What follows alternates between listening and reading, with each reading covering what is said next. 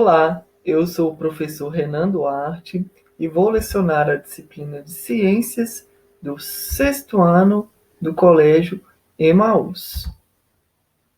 Chegamos então na nossa quinta videoaula. Vamos fazer então a correção aí do pensar e resolver as questões de 1 a 13 lá na página 94. Tudo bem? Bom, nesta correção então, vamos primeiramente corrigir as questões de 1 a 5, viu, pessoal? Tá? Para darmos sequência ao nosso conteúdo e na outra aula eu termino a correção, tá? Então, nesta quinta aula, nessa correção, nós vamos corrigir as questões de 1 a 5. Então, vamos para o nosso livro? Olha ele aí, tá? Então, estamos lá na página 94 do nosso livro. Vamos começar, então, na questão 1, beleza? Na fotossíntese, a produção de alimento. Com base na informação, responda as questões. Quais organismos realizam esse processo? Quem são os produtores? Lembram da última aula? Plantas, algas e cianobactérias, tá? Cianobactéria, Renan? Quem que são as cianobactérias? São as cianobactérias. Olha só, são bactérias que alguns autores dizem que elas são bactérias e outros dizem que elas se assemelham mais às plantas. Por quê? Porque elas fazem fotossíntese, tá? Então, para juntar esses dois estudos, esses dois pensamentos, eles descreveram um novo grupo de espécies, que são as cianobactérias. São bactérias que têm a capacidade de fazer fotossíntese, tudo bem? Então, eles fazem fotossíntese, assim como as algas marinhas também, né? E as plantas. Importante lembrar, uma curiosidade legal, que a maior parte do oxigênio que está na atmosfera, que nós respiramos, vem, sabe de onde? Do mar. Do mar, mas como assim? Vem das algas marinhas, tá? Existem muito mais algas marinhas fazendo fotossíntese, produzindo oxigênio, do que árvores, tá? Por isso a importância de preservar os nossos mares, os oceanos, tá? Porque existem algas lá fazendo fotossíntese. Então, quem que faz esse processo, a fotossíntese? Plantas, algas e cianobactérias. De onde vem a energia para realizar a fotossíntese? Do Sol. Eles não precisam de Sol para fazer a fotossíntese, para crescer, né? A energia vem do Sol, tá? Dos raios UV. Quais são e de onde vêm as matérias utilizadas na fotossíntese? Vamos procurar lá no nosso livro? Então, um minutinho ou menos, olha aí. Organismos produtores, os mais importantes aí das cadeias e teias ambientais. Por quê? Eles são produtores, não é mesmo? Fazem fotossíntese. Então, olha aqui, para fazer fotossíntese, o que precisa? Gás carbônico e água, tá? A setinha aqui entrando, gás carbônico, né? Entrando água também, tá? A água vindo aí da raiz, tá? E o que sai? O oxigênio e o açúcar vai para a planta. O açúcar, que na verdade é a glicose, que vai ser o alimento da planta, tá? Então, quatro elementos para a fotossíntese, que fazem a fotossíntese, né? Gás carbônico, água, que libera o oxigênio, e o açúcar. Não se esqueçam, gás carbônico, água, para fazer, libera oxigênio e açúcar. Vamos voltar para a questão. De onde vêm as matérias, então? O que precisa? As matérias são água e gás carbônico. De onde vem o gás carbônico? Da atmosfera, tá? De onde que vem a água no ambiente aquático? A água mesmo, rios, mares, tá? Lembrando também que as algas, elas podem retirar também o gás carbônico da água mesmo. Existe gás carbônico dissolvido na água, tá? Então, em ambientes marinhos, a água vai estar ali no mar e o gás carbônico também pode sair dissolvido na água do mar. Em ambientes terrestres, o gás carbônico da atmosfera, tá? E a água da terra. Beleza? A resposta completa aí, ó. No caso do ambiente terrestre, gás carbônico da atmosfera e a água do solo. No ambiente aquático, a água é retirada diretamente, tá? E o gás carbônico também tirado da água. O gás carbônico está ali dissolvido na água. Massa demais. Questão 2. Observe as figuras a seguir e indique quais são os produtores e os consumidores. E se consumidor, se ele é um herbívoro, carnívoro ou onívoro. Qual que é o elemento mais importante aí das cadeias das cadeias ambientais, né, do meio ambiente? Produtor. Então vamos direto nos produtores. Cacto, cajueiro, algas verdes, tá? Esses são os produtores, autótrofos, tá? Fazem fotossíntese.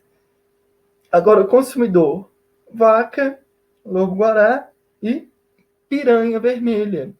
A vaca é qual tipo de consumidor? É um herbívoro, tá?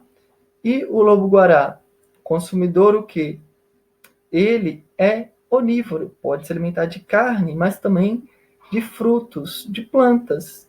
Existe uma fruta no cerrado, tá? O lobo-guará habita o cerrado, o bioma cerrado, é chamado de fruta do lobo. Por que fruta do lobo? Porque ele se alimenta dela, tá? Então ele é um onívoro. E a piranha vermelha se alimenta de carne. É fácil, né? Bora lá para a questão 3. Observe a ilustração a seguir e faça um esquema mostrando a posição de cada espécie em uma teia alimentar. Vamos direto aonde? No produtor, tá? Ele é sempre o principal. Vocês veem uma teia, comecem a observar nele, tá? Então, primeiro nível, produtor. Aqui, ó, plantinha. Segundo nível, quem que vai se alimentar dele? Gafanhoto. Detalhe que o segundo nível vai ser sempre um herbívoro. Porque quem que se alimenta de planta? O herbívoro. Não pode ser um carnívoro. Carnívoro come carne, tá?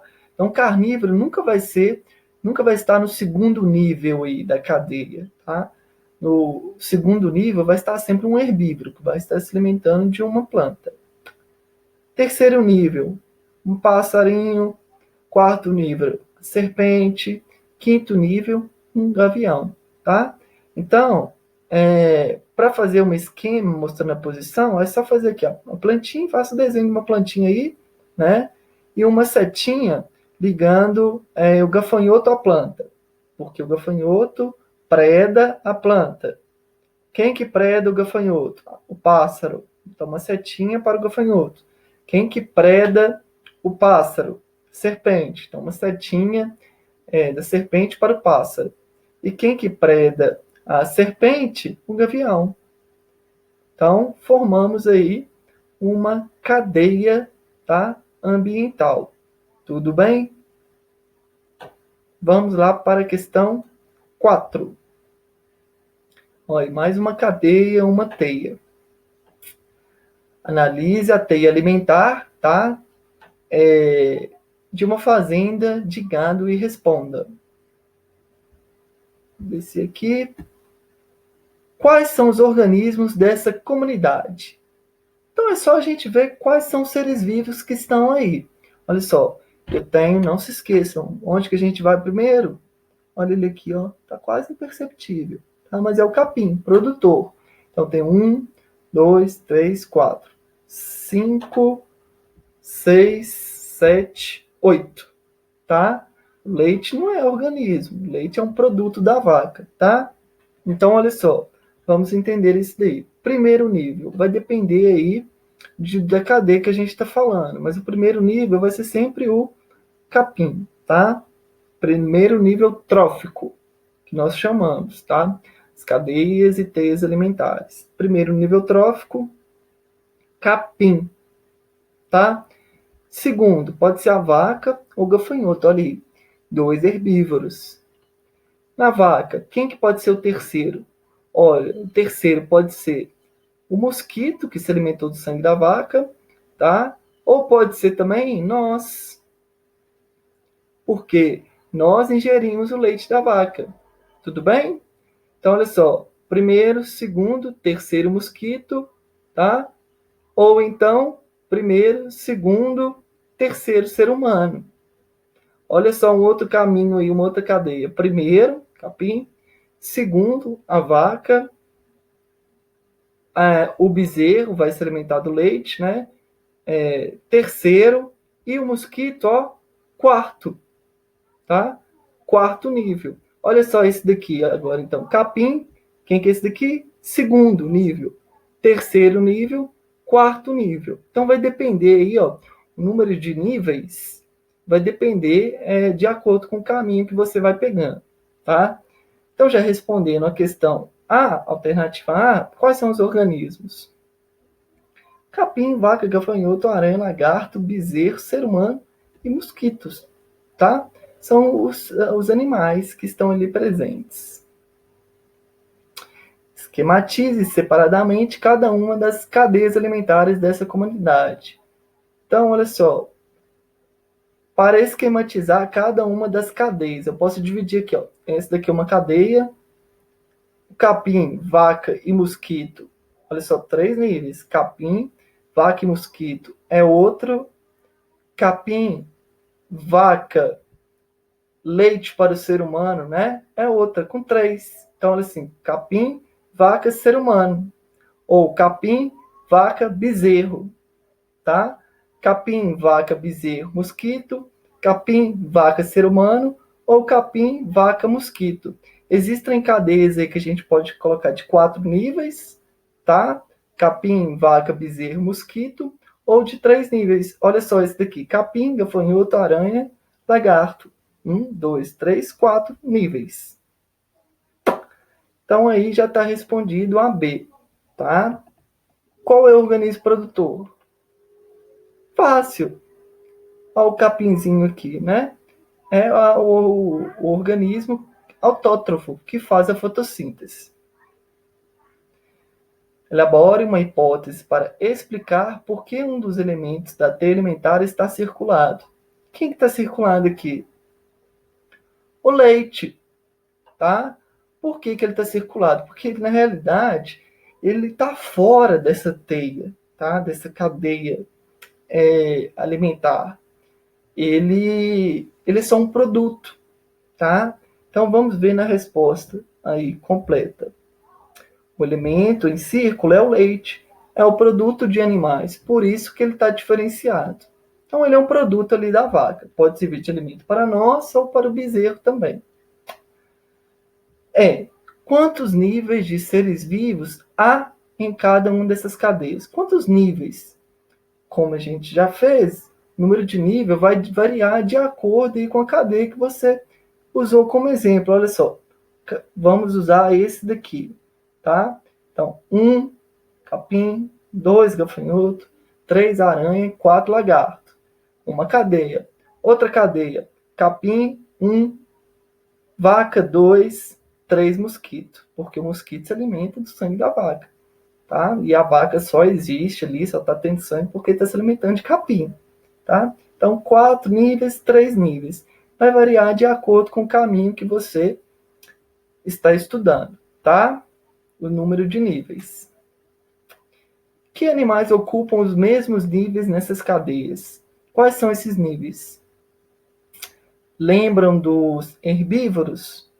Se é um herbívoro, tá? Se um consumidor é um herbívoro, tá? De que ele pode se alimentar? Só de organismos produtores, tá? E lembre-se sempre, quando eu estou falando de organismo produtor, é a mesma coisa de eu falar de uma planta, porque são as plantas que são organismos que têm a capacidade de fazer fotossíntese, tudo bem? Então não pode haver aqui no segundo nível um carnívoro, hipótese nenhuma, como também no primeiro nível trófico, que no capim, só não tem como ter um consumidor, porque o consumidor não produz fotossíntese, ele não é um produtor, tá? Então, o primeiro e o segundo nível trófico não pode, vai ser sempre uma planta, né, um produtor, e o segundo nível trófico vai ser sempre um herbívoro. Tudo bem? Consumidor herbívoro. Lembrando lá, então, existem consumidores carnívoros, herbívoros e onívoros. Vamos então para a questão 5. Leia a frase e responda.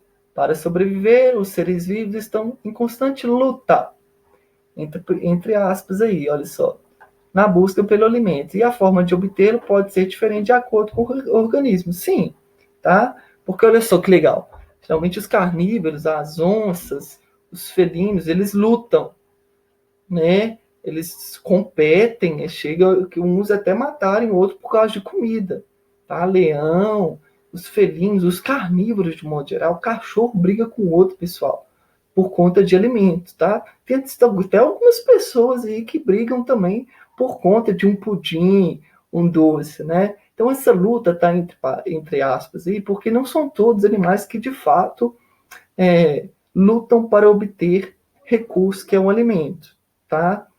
Então, olha só, vamos entender isso daí. Como os animais obtêm alimento? De outros seres vivos, não é mesmo? Os animais se alimentam de outros seres vivos. Consumidores, né? Um carnívoro só consegue se alimentar de outro animal, tá? Um herbívoro só consegue se alimentar de outro ser vivo, que não é um animal, mas é uma planta. E um onívoro, ambos, tá? Como as plantas obtêm alimento? Por meio da fotossíntese, tá bom? Lembrando, o sol que é o alimento das plantas? Não, tá? Não é, a gente vai aprender depois quando formos aprofundar aí na fotossíntese, mas não, tá? As plantas obtêm alimento através da fotossíntese, utilizam a luz do sol para produzir o seu alimento, tá? A palavra luta está entre aspas no texto. O que se pretende destacar com isso? Então, olha só, são todos os animais que de fato lutam, competem diretamente, cai para lutar mesmo por causa de alimento? Não, tá? Vamos ver a resposta completa. 5, C. O destaque dado para a palavra luta pretende mostrar que a forma de se obter alimento envolve tipos diferentes de luta, como a dos animais carnívoros, olha aí, espécies de felinos podem lutar. Mas as plantas não lutam, né? Para obter a luta das plantas é uma competição sem luta, beleza? Por isso, então, essas aspas. Olha só, as plantas, elas vão competir aí, por exemplo, com luz solar, que não é o alimento delas, mas a luz solar é extremamente importante para ela fazer a fotossíntese. Então, as plantas, por mais que ela toda imóvel lá, ela não se mexe, elas competem por luz. Não sei se vocês já repararam, mas geralmente em alguns parques, se tem duas árvores muito próximas, uma vai ser sempre maior do que a outra. Por quê? Elas foram nascendo juntas ali por algum motivo, né? Elas estão precisando de sol, as duas do mesmo tamanho. Só que elas estão competindo por sol a todo instante, porque mais sol, mais fotossíntese, né? Mais alimento para ela. Então as plantas competem por luz solar, só que sem luta. Até chegar um certo momento que uma planta vai dominar a outra. Pô, eu cresci muito mais, tem muito mais luz aqui recebendo, mas entrando para mim, e a outra ficou pequenininha lá, tadinha, né? No meio dessa competição, uma se favoreceu, uma ficou grandona e a outra ficou pequena. Por quê? Porque entre a competição, ela perdeu para outra árvore, tudo bem? Então, lembrando que isso é sem consciência, tá, pessoal? As plantas não possuem consciência disso, tá? Elas vão crescendo de acordo com a quantidade de hormônios que vão sendo liberados. Sim, plantas têm hormônios, tá? Por isso que elas conseguem crescer.